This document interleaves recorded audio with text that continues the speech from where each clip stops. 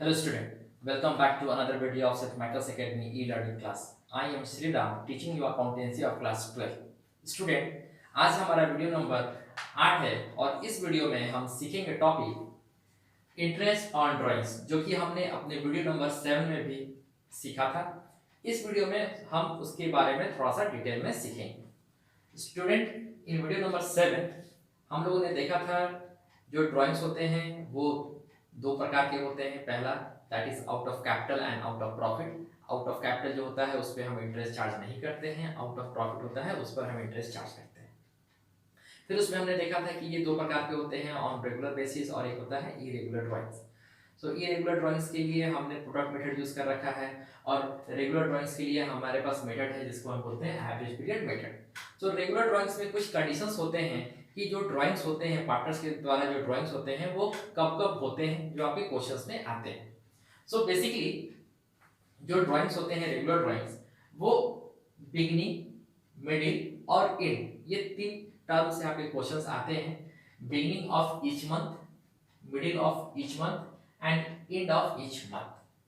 Another thing is beginning of quarterly, in the middle of each quarter and at the end of each quarter.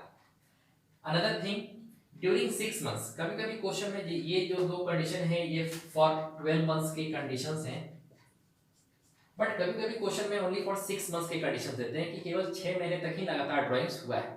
So during 6 months only वहां भी condition है beginning, middle और and. तो हम कैसे जो average time या जो हम एवरेज पीरियड बोलते हैं वो कैसे कैलकुलेट करेंगे, उसके लिए ये हम एक यहाँ पे टेबल अभी क्रिएट किए हैं जिसे हम समझेंगे कि किस कंडीशन में कौन सा हमें चार्ज करना है एवरेज पीरियड। सो हमें याद होगा हमारा formula that is interest on drawings. Interest on drawings का हमारा फॉर्मूला है total drawings multiplied by rate of interest upon 100 multiply by average time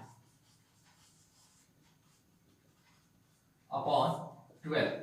बहुत हुई, इसे एवरेज पीरियड भी बोलते हैं या एवरेज टाइम बोलते हैं। सो एवरेज टाइम हम कैसे निकालेंगे उसके लिए हमारे पास एक टेबल है।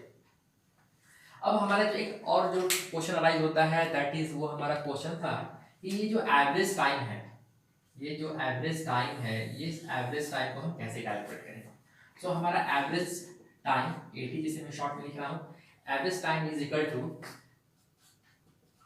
Time left after first drawings plus time left after last drawings upon 2। ये हमारा एवरेज टाइम निकालने का फॉर्मूला है। सो क्वेश्चंस में जब दिए रहेंगे तो एवरेज क्वेश्चन में ये सब कुछ दिए रहते हैं तो हमें बेसिकली एवरेज टाइम निकालना होता है। तो हम कैसे एवरेज टाइम निकालेंगे। नाउ इफ क्वेश्चन में हमने इससे पहले देख रखा है बिगिनिंग ऑफ ईच मंथ होता है तो उसके लिए हमारे पास फॉर्मूला है दैट इज 6.5 जो हमने वीडियो नंबर 7 में करके देखा था। नाउ अब हम देखते हैं मिडिल ऑफ ईच मंथ। जब भी ड्राइंग्स होगा मिडिल ऑफ ईच मंथ तो उस कंडीशन में जो हमारा एवरेज टाइम होगा वो क्या होगा। सो याद हम कर सकते हैं, ये जब एक चार्ट भी हम बनाएंगे तो हम इसको देख करके याद कर सकते हैं या उसे हमको निकालने का भी फॉर्मूला है that is time left after first drawing plus time left after last drawing upon 2, वो भी हम कैलकुलेट करके निकालना सीखेंगे। सो मिडिल की अगर बात होती है तो मिडिल इट मींस कि सपोज करते हैं जो हमारा ईयर है that is from January to December, यही हमारा अभी हम मान रहे हैं फ्रॉम जनवरी टू दिसंबर, इन जनवरी से लेकर के दिसंबर तक 12 months. So middle of each month का मंथ मींस हुआ 15th, हर महीने की 15 तारीख को दैट इज द मिडिल। सो हमें दो ही चीज बेसिकली चाहिए, time left after first drawing का टाइम और लास्ट ड्राइंग का टाइम। सो फर्स्ट ड्राइंग हमने कब किया है, फर्स्ट ड्राइंग हमने किया 15th of January. So 15th of January के बाद 31st ऑफ दिसंबर तक हमें कितने टाइम लेफ्ट है दैट इज 11.5 मंथ्स, 11.5 महीने। Now the last drawing, time left after last drawing, last drawing हमने कब किया है 15th of December. So 15th of December से 31st ऑफ दिसंबर तक हमें पास कितने दिन बचते हैं that is 15 days only, that will B 0.5 month, आधा महीना। अब इस दोनों को हमें ऐड करना है, 11.5 plus 0.5 is equal to 12 and upon 2 divide by 2 is equal to 6। So middle, अगर क्वेश्चन में कहा है कि मिडिल ऑफ ईच मंथ जो ड्राइंग्स हुआ है उसके लिए जो हमारा एवरेज टाइम आएगा वो क्या हो जाएगा 6 मंथ, 6/12। इसी प्रकार अब हम अगर एंड ऑफ ईच मंथ की बात कर लेते हैं। एंड ऑफ ईच मंथ यानी कि जो है अभी भी हम जनवरी टू दिसंबर का अपना ईयर मानते हैं, from 1st of January to 31st of December. So end of each month की बात आती है तो पहला जो ड्राइंग्स हमने किया होगा that will be on 31st of January, और जो हमने लास्ट ड्राइंग किया होगा that will be on 31st of January also. Now हमें हमारे पास दो डेटा चाहिए, time left after first drawing, time left after first drawing. So 31st of January को जो हमने ड्राइंग्स किया उसके बाद हमारे पास कितने मंथ्स रिमेनिंग है, that is 11 months. And time left after last drawing, जो हमने लास्ट ड्राइंग किया है that is on 31st of December. So time left is 0। 11 plus 0 is equal to 11 upon 2, that will be 5.5. So middle of each month, end of each month की अगर बात आती है तो उसको लिए हम जो एवरेज टाइम होगा वो कितना हो जाएगा 5.5। इट इज वेरी सिंपल, अगर हम इसे याद कर सकते हैं तो याद भी कर लेंगे, और अगर याद नहीं हो रहा है तो हम कैसे ड्राइव करेंगे वो हम यहाँ सीखेंगे। नाउ अब क्वार्टर की बात आती है। सो जो पूरे साल में जो मंथ्स होते हैं that is 12 months divided by 4 is equal to 3, यानी कि 3 मंथ्स का एक क्वार्टर होता है, 3 मंथ्स, इसको हम क्वार्टरली भी बोलते हैं। Okay, so now the question is beginning of each quarter. तो बिगिनिंग ऑफ ईच क्वार्टर की बात अगर आती है, सो क्वार्टर की बात अगर हम करते हैं तो मेरा जो 1 जनवरी को मेरा स्टार्ट होगा, तो जनवरी फरवरी एंड मार्च खत्म। फिर मेरा अगला स्टार्ट होगा on 1st of April, May June, 3 months का टेलर खत्म। Then 1st of July August September, then after 1st of October November December, 3 month से मेरा पूरा एक साल कंप्लीट, यानी कि 1 2 3 4, 12 divide by 4 is equal to 3 quarter, means 3 months का मेरा एक क्वार्टर हो गया। ऑल टुगेदरली ये 4 क्वार्टर हो गए। So the question is beginning of each quarter, it means जो हम ड्राइंग्स कर रहे हैं वो इस डेट को कर रहे हैं, बस हमने 4 टाइम ही किया है। So beginning of each quarter in the sense पहला जो हमने किया है that is on 1st of January. Time left after first drawing, that अभी भी हमारे पास कितने मंथ्स टोटल रिमेनिंग है, 12 months. And time left after last drawing, that is on 1st of October November December, it means we are having 3 months left. Altogetherly 12 plus 3 is equal to 15 upon 2 is equal to 7.5. So beginning of each quarter का अगर जिक्र होगा तो वहां पे जो हमारा period होगा average time that will B 7.5। Clear? Now अब अगर क्वेश्चन में आता है, क्या है question, middle of each quarter, middle of each quarter. So middle of each quarter का मतलब जो हमारा जो क्वार्टर है that is of 3 months, 3 month का एक क्वार्टर होता है। सो 3 मंथ का आधा जब हम करेंगे middle of each quarter, her quarter के मध्य में, बीच में, सो 3 मंथ्स को जब हम डिवाइड बाय 2 करेंगे that will B 1.5। It means एक डेढ़ महीने पे हम क्या कर रहे हैं, ड्राइंग्स कर रहे हैं। तो जो पहला ड्राइंग्स होगा that will be on 15th of February, 15th फरवरी के बाद हम अब अगला ड्राइंग करेंगे आफ्टर 3 मंथ्स। दोस्तों मार्च अप्रैल मई, अगला जो हम ड्राइंग करेंगे that will be on 15th of May. Now अप्रैल में, फिर जून जुलाई अगस्त, अगला जो हम ड्राइंग करेंगे that will be on 15th of August. Now सितंबर अक्टूबर नवंबर, अगला जो हम ड्राइंग करेंगे that will be on 15th of November. 3 months के टेनर पे हमने ड्राइंग किया है। नाउ द क्वेश्चन अराइजेस, जो हमें देखना है time left after first drawing, first drawing के बाद हमारे कितने समय बचे।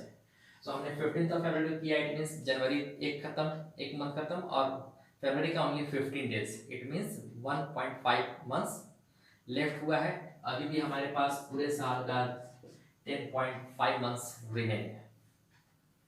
Time left after last drawing, हमने लास्ट ड्राइंग कब कर रखा है, 15th of November, it means नवंबर का 15 दिन और दिसंबर पूरा एक महीने, that is 1.5. 10.5 plus 1.5 is equal to 12. 12 upon 2 is equal to 6. So middle of each quarter अगर क्वेश्चन में गिवन होगा तो उसके लिए हम करेंगे 6 months. Average time will be 6 months. Now the question arises and of each quarter. अब हम हर क्वार्टर की एंड में विड्रॉइंग कर रहे हैं. उस कंडीशन में जो हमारा फॉर्मूला होगा क्या होगा, एंड ऑफ ईच क्वार्टर. फिर से बात कर लेते हैं. तो मेरा जो क्वार्टर है that is from January to March. जनवरी फरवरी मार्च. इट मींस जो हम ड्राइंग्स कर रहे हैं that is on 31st of March. अब हम कब निकालेंगे 31st March.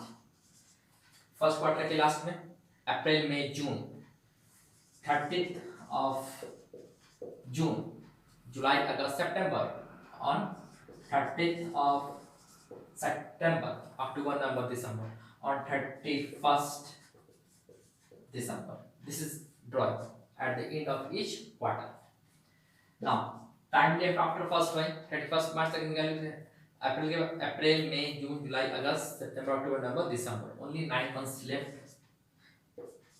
Time left after last drawing 31st of December को निकाले.